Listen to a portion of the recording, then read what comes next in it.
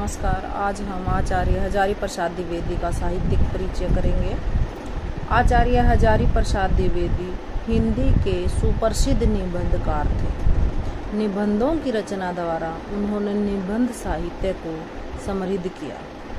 आचार्य हजारी प्रसाद द्विवेदी का जन्म उत्तर प्रदेश के बलिया जिले के छपरा नामक गांव में सन 1907 में हुआ।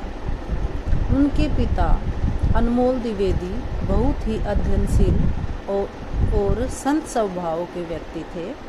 द्विवेदी जी की प्रारंभिक शिक्षा अपने जिले के विद्यालयों में हुई। सन 1930 में उन्होंने काशी हिंदू विश्वविद्यालय से ज्योतिषाचार्य की परीक्षा उत्तीर्ण की। 1930 में हजारी प्रसाद द्विवेदी की नियुक्ति शांति निकेतन के हिंदी भवन में डायरेक्टर के पद पर हुई। वहां पर उनको विश्व कवि रविंद्रनाथ ठाकुर, नंदलाल बसु जैसे विश्वविख्यात विभूतियों के संपर्क में आने का अवसर मिला। इस वातावरण ने लेखक के दृष्टिकोण को अत्यधिक व्यापक बना दिया। 1949 में उन्होंने लखनऊ विश्वविद्यालय द्वारा डीलिट की मानद उपाधि से अलंकृत किया गया। अध्यापन के क्षेत्र में आचार्य हजारी प्रसाद द्विवेदी का बहुत ही योगदान रहा। कलकत्ता में शांति निकेतन में अध्यापन के पश्चात लगभग 10 वर्ष तक उन्होंने काशी हिंदू विश्वविद्यालय में प्रोफेसर तथा अध्यक्ष के पद पर कार्य किया।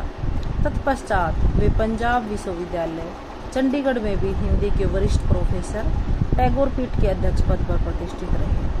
सन 1957 में भारत सरकार ने उन्हें पद्म भूषण से अलंकृत किया। वे नागरी प्रचारणी सभा के उपसभापति तथा नागरी प्रचारणी पत्रिका के संपादक भी रहे। वे भारत सरकार की अनेक समितियों के निदेशक तथा सदस्य के रूप में हिंदी भाषा तथा साहित्य की सेवा करते हुए सन 1979 में स्वर्ग सिधार गए। उनकी प्रमुख रचनाएं हजारी प्रसाद द्विवेदी बहुमुखी प्रतिभा के धनी थे। उन्होंने भिन्न भिन्न विधाओं पर सफलतापूर्वक लेखनी चलाई है। उनकी प्रमुख रचनाएं, उनके कुछ समीक्षात्मक ग्रंथ हैं: सूर साहित्य, हिंदी साहित्य की भूमिका, मध्यकालीन धर्म साधना, सूरदास और उनका काव्य, नाथ संप्रदाय, कबीर, मेघदूत, एक पुरानी कहानी, हिंदी साहित्य का आदिकाल, हिंदी साहित्य उद्भव और विकास, लालित्य मीमांसा। उपन्यास है उनके बाण भट्ट की आत्मकथा और चारू चंदर लेख। निबंध संग्रह है अशोक के फूल, विचार प्रवाह, विचार और वितरक, फुटज तथा कल्पलक।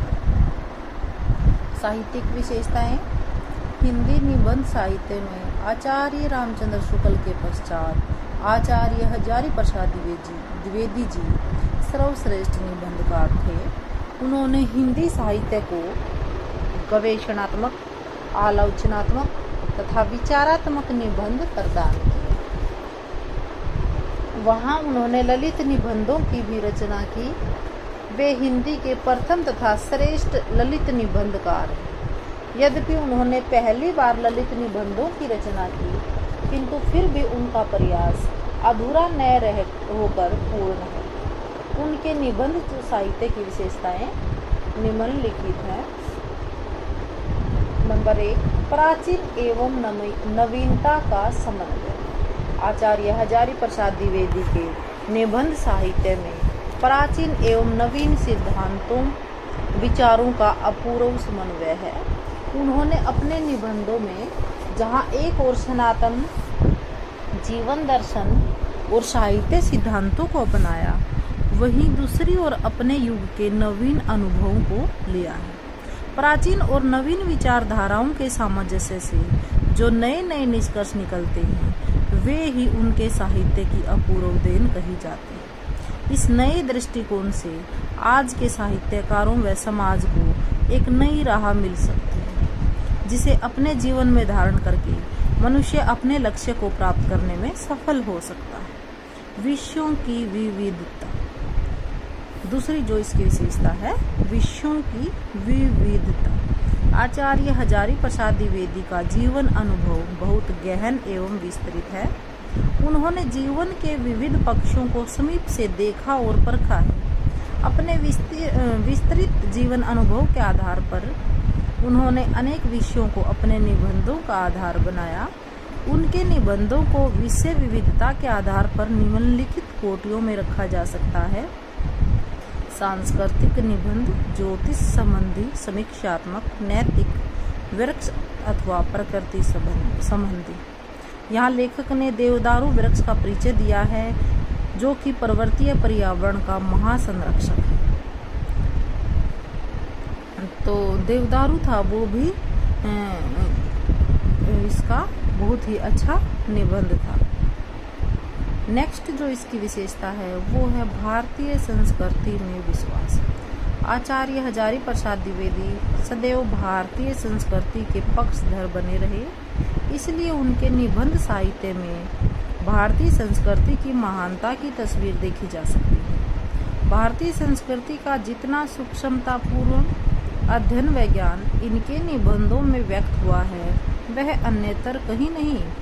उन्होंने भारत की संस्कृति के भिन्न भिन्न तत्वों में एकता या एक सूत्रता के दर्शन किए। जीवन की एक रूपता की यही दृष्टि उनके साहित्य में साकार रूप धारण करके प्रकट हुई है। द्विवेदी जी विश्व के सभी मनुष्यों में एक सामान्य मानव संस्कृति के दर्शन करते हैं। भारतीय संस्कृति के प्रति विश्वास एवं निष्ठा रखने का यह भी एक कारण है। नेक्स्ट है भाव तत्वों की प्रधानता।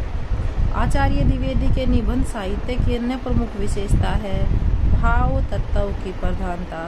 भाव तत्वों की प्रधानता के कारण ही भाषा धारा प्रवाह रूप में आगे बढ़ती है। वे गंभीर से गंभीर विचार को भी भावनात्मक शैली में लिखकर उसे अत्यंत सहज रूप में प्रस्तुत करने की कला में निपुण हैं। इसी कारण उनके निबंधों में कहीं विचारों की जटिलता या अनुभव नहीं होती। नेक्स्ट है प्रकृति वर्णन। प्रकृति और मानव का आदिकाल से गहरा संबंध रहा है। मानव ने हमेशा प्रकृति का सहारा लिया है। अपने सौंदर्य की प्यास बुझाने के लिए और दुखों को भुलाने के लिए वह हमेशा प्रकृति की शरण में गया है। देवदारू निबंध के माध्यम से लेखक ने प्रकृति का सुंदर वर्णन किया है। संक्षिप्तता। संक्षिप्तता निबंध का प्रमुख तत्व है। द्विवेदी जी ने अपने निबंधों के आकार की योजना में इस तत्व का विशेष ध्यान रखा है। यही कारण है कि उनके निबंध आकार की दृष्टि से संक्षिप्त हैं। ये आकार में छोटे होते हुए भी भाव एवं विचार तत्वों की दृष्टि से पूर्ण है।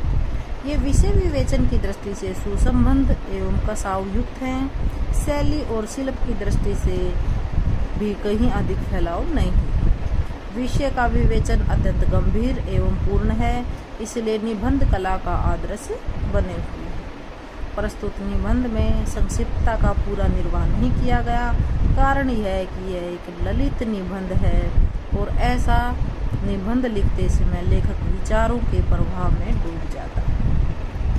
नेक्स्ट है देश प्रेम की भावना।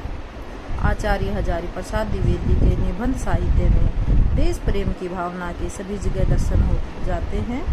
वे देश प्रेम को हर नागरिक का परम धर्म मानते हैं। जिस मिट्टी में हम पैदा हुए, हमारा शरीर जिसके अन्न जल वायु से पुष्ट हुआ, उसके प्रति लगाव या प्रेम भाव रखना स्वाभाविक है। इसलिए उन्होंने अपने निबंध साहित्य में देश प्रेम की भावना की बार बार और अनेक प्रकार से अभिव्यक्ति की है। इस दृष्टि से उन्होंने अपने निबंधों में देश की संस्कृति, प्रकृति, नदियों, पर्वतों, सागरों और जनता के सुख दुख का अत्यंत आत्मीयतापूर्ण वर्णन किया है। भाषा शैली। आचार्य द्विवेदी जी के निबंधों में गंभीर पांडित्य और सरस हार्दिकता दोनों का साथ साथ निर्वाह हुआ है। पांडित्य एवं लालित्य का ऐसा सामंजस्य मिलना दुर्लभ है। वे विषय को सहज सरल भाव में इस प्रकार व्यक्त करते हैं कि पाठक विषय को हृदयंगम करता चलता है। द्विवेदी जी की तत्सम प्रधान साहित्यिक भाषा है। उन्होंने छोटे बड़े दोनों प्रकार के वाक्यों का प्रयोग किया है। जहाँ लंबे वाक्यों का प्रयोग हुआ है वहाँ विचार को समझने में अवश्य थोड़ी कठिनाई अनुभव होती है। उनकी भाषा में तत्सम शब्दावली के अतिरिक्त यथास्थान तद्भव अंग्रेजी, उर्दू, फारसी व देशज शब्दों का भी भरपूर प्रयोग हुआ है। भाषा सुसंगठित, परिष्कृत, विषयानुकूल एवं प्रभावमयी है। उनकी रचनाओं में भावात्मकता, लालित्य एवं माधुर्य का सभी जगह समावेश दिखलाई पड़ता है। उन्होंने अपने निबंधों में व्यंग्यात्मक, भावात्मक शैलियों का प्रयोग किया है। देवदारू में द्विवेदी जी ने संस्कृतनिष्ठ साहित्यिक हिंदी भाषा का प्रयोग किया है। धन्यवाद।